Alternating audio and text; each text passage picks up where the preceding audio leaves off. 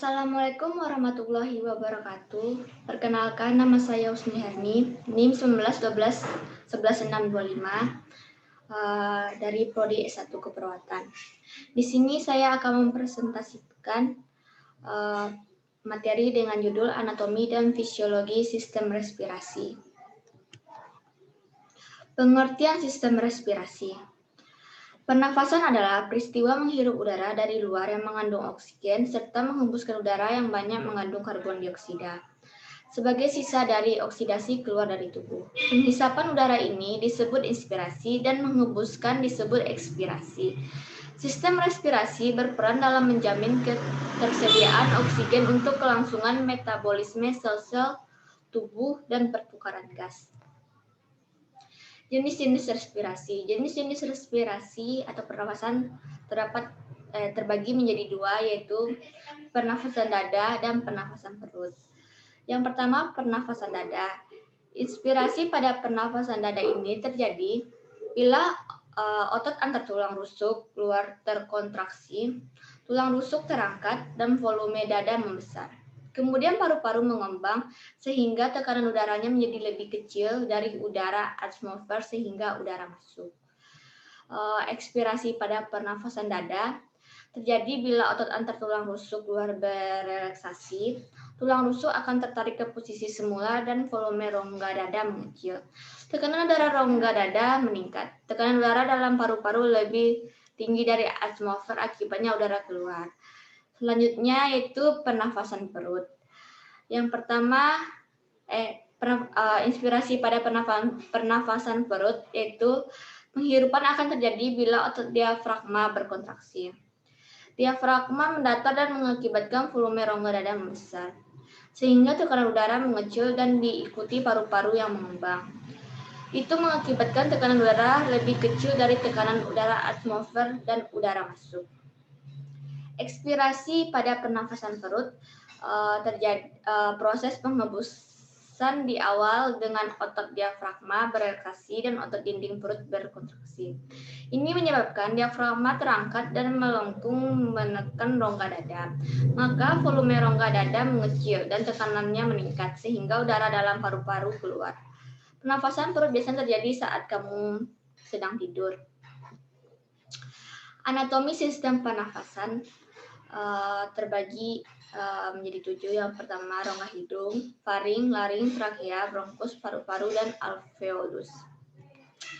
Yang pertama yaitu rongga hidung.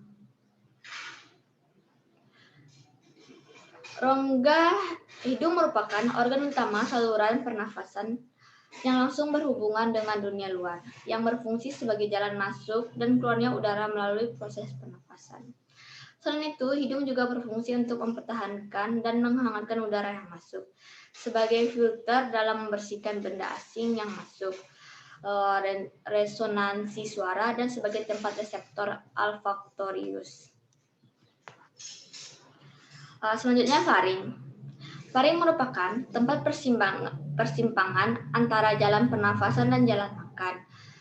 Terdapat di bawah dasar tengkorak, di belakang rongga hidung dan mulut sebelah depan ruas tulang leher. Laring. Laring merupakan saluran pernafasan yang terletak antara orofaring dan trakea. Fungsi dari laring adalah sebagai jalan masuk udara, membersihkan jalan masuknya makan ke esofagus dan sebagai produksi suara. Laring sering disebut sebagai kotak suara dan terdiri atas epiglotis dan glotis. 4. Trakea. Trakea merupakan organ tabung antara laring sampai dengan puncak paru. Panjangnya sekitar 10-12 cm. Setinggi servikal 6 torakal 5. Disebut juga batang tenggorokan. Ujung trakea bercabang menjadi 2 bronkus yang disebut karina.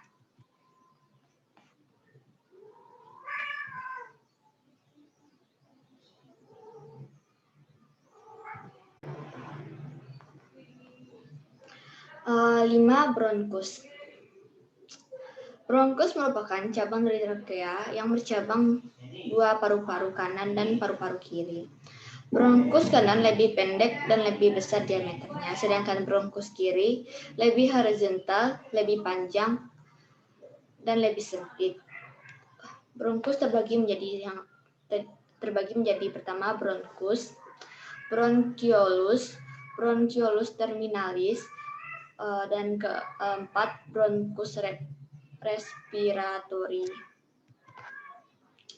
Selanjutnya 6 paru-paru. Paru-paru merupakan sebuah alat tubuh yang sebagian besar berada pada rongga dada bagian atas.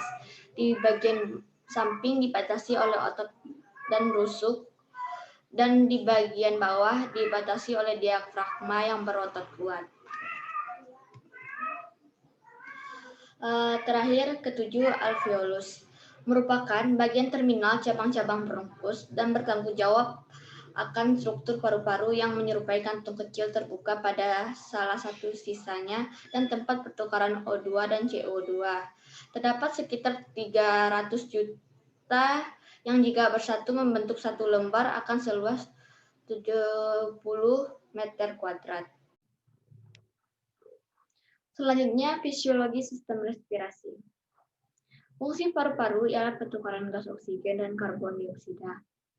Pada pernafasan melalui paru-paru atau pernafasan eksterna, oksigen dipungut melalui hidung dan mulut pada waktu bernafas. Oksigen masuk melalui trakea dan pipa bronkial ke alveoli dan dapat berhubungan erat dengan darah di dalam kapiler pulmonaris. Hanya satu lapis membran, yaitu membran alveoli kapiler, yang memisahkan oksigen dari darah. Oksigen menembus membran ini dan dipungut oleh hemoglobin sel darah merah dan dibawa ke jantung. Dari sini dipompa di dalam arterike semua bagian tubuh. Darah meninggalkan paru-paru pada tekanan oksigen 100 mm Hg dan pada tingkat ini hemoglobinnya 95% jenuh oksigen. Di dalam paru-paru, karbon dioksida salah satu hasil buangan metabolisme, menembus membran alveolar kapiler dari kapiler darah ke alveoli, dan setelah melalui pipa bronkial dan trakea, dinafaskan keluar melalui hidung dan mulut. Penyakit pada sistem respirasi. Sistem pernafasan pada manusia juga mengalami gangguan atau kelainan yang mempengaruhi sistem itu sendiri. Berikut ini adalah macam-macam jenis penyakit pada sistem pernafasan manusia. Yang pertama yaitu faringitis. Faringitis ini adalah radang pada faring karena infeksi sehingga timbul rasa nyeri pada waktu menelan makanan ataupun kerongkongan terasa kering. Gangguan ini disebabkan oleh infeksi bakteri atau virus. Kedua, asma. Asma merupakan penyakit radang paru-paru yang menimbulkan serangan sesak nafas yang berulang. Asma merupakan salah satu kelainan paru-paru paling banyak dan bervariasi, menyerang 1 dari 4 anak di beberapa daerah. Selanjutnya yang ketiga, influenza atau flu. Penyakit influenza ini disebabkan oleh virus influenza. Gejala yang ditimbulkan antara lain yaitu pilek, hidung tersumbat, bersin-bersin, dan tenggorokan terasa gatal. Yang keempat, sinusitis.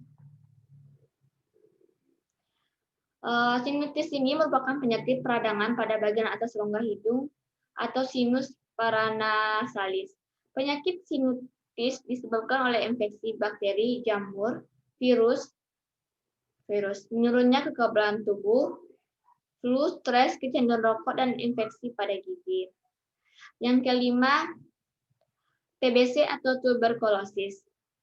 TBC ini merupakan penyakit yang disebabkan oleh infeksi kuman, Mycobacterium tuberculosis yang bersifat sistemik, yang dapat bermanifestasi pada hampir semua organ tubuh dan dengan lokasi terbanyak di paru-paru, biasanya merupakan lokasi infeksi primer. Selanjutnya keenam, pneumonia atau juga disebut dengan radang paru-paru.